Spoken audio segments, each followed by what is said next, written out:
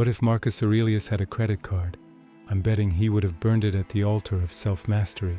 Here's a man who ruled the most powerful empire on earth and still chose to sleep on the floor, eat plain food, and remind himself daily that all things, including wealth, are fleeting.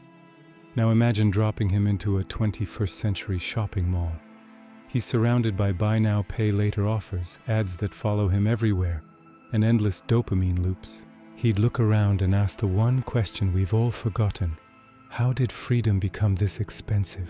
We live in a world where financial chaos is the baseline, where personal debt is normal, where discipline is outdated. And yet, 2,000 years ago, one of the most powerful men in history wrote a personal guide to staying calm and rational in the face of disaster. He didn't write it for likes or followers. He wrote it for survival. That book became Meditations, and inside its pages is a financial mindset more radical and more needed today than ever before. Marcus Aurelius was born into immense privilege. He had the best tutors, inherited wealth, and eventually the imperial throne. But instead of becoming a tyrant, he became a philosopher-king. Influenced by the Stoics, a school of thought obsessed with virtue, restraint, and logic, Marcus trained himself to expect hardship, accept loss, and detach from the illusion of control. He lived through plagues, wars, and economic decay, yet his writing remained steady, focused, almost cold in its clarity. His goal wasn't comfort, it was sovereignty of the mind.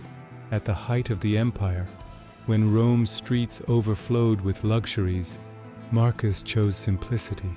He warned against indulgence. He distrusted praise.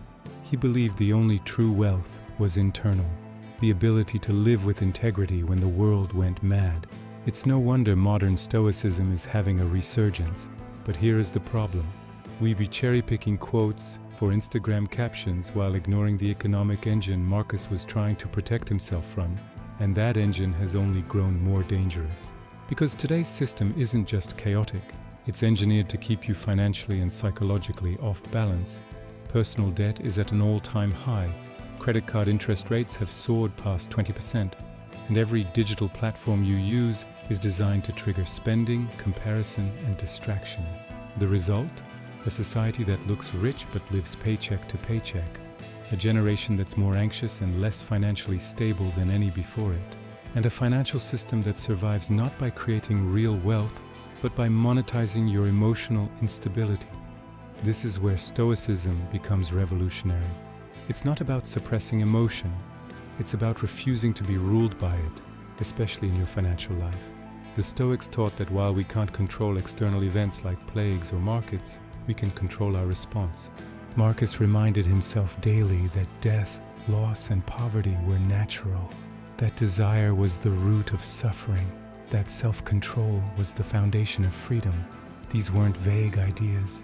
They were tools, armor against the chaos. And if we apply them today, they still work. Imagine approaching your money the way Marcus approached power. Imagine not chasing status symbols, not panicking during market crashes, not needing to upgrade every time your phone carrier tells you to. Imagine recognizing that financial freedom doesn't come from having more, it comes from needing less. This mindset is a direct threat to the modern economy, because if too many people stop over-consuming, the system cracks. Our economy is driven by credit, consumption, and the constant expansion of desire. The idea of enough is a threat. Restraint is unprofitable. And yet restraint is exactly what Marcus practiced. He saw luxury not as a reward, but as a test. He believed comfort made men soft, and that the only wealth worth having was the kind that couldn't be taken from you. Today, most people define wealth by external markers, the car, the house, the balance sheet. But Marcus would have called that an illusion. He'd remind us that real wealth is the ability to remain undisturbed when those things vanish. And that ability is vanishingly rare in a world where one stock dip can trigger mass layoffs, and one Instagram scroll can convince you your life is a failure unless you buy something new. We're not just financially over-leveraged, we're emotionally overexposed. We treat abundance as normal and discomfort as a glitch, but for the Stoics, discomfort was the training ground. Marcus practiced voluntary hardship, sleeping on hard beds, skipping meals, reminding himself that suffering wasn't the enemy.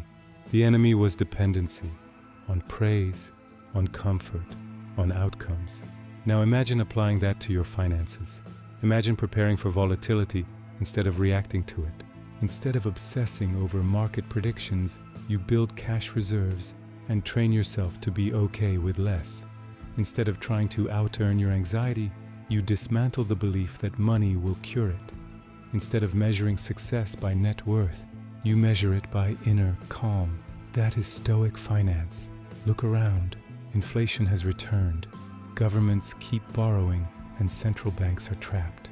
Meanwhile, most citizens have no real savings, no insulation, no clarity, only a vague hope that someone up there knows what they're doing. But if history tells us anything, it's that hope is not a plan. Marcus wouldn't have waited for a bailout. He wouldn't have blamed the system.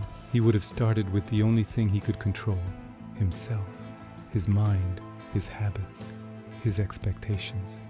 That's where your power begins too.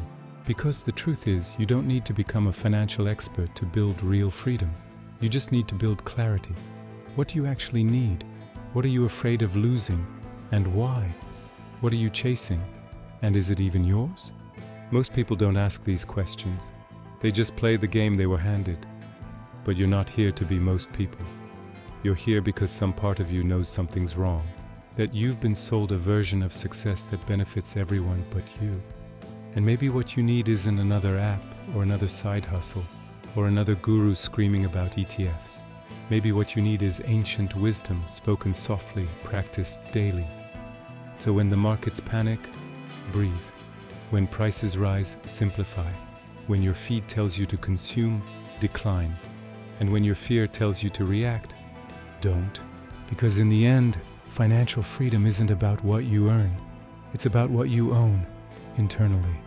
Marcus Aurelius never had a credit card, but he knew the cost of being owned by your desires. And he knew the reward of mastering them.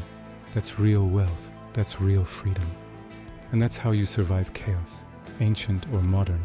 If this gave you a new perspective, hit subscribe. History has the answers. I'll show you where to look.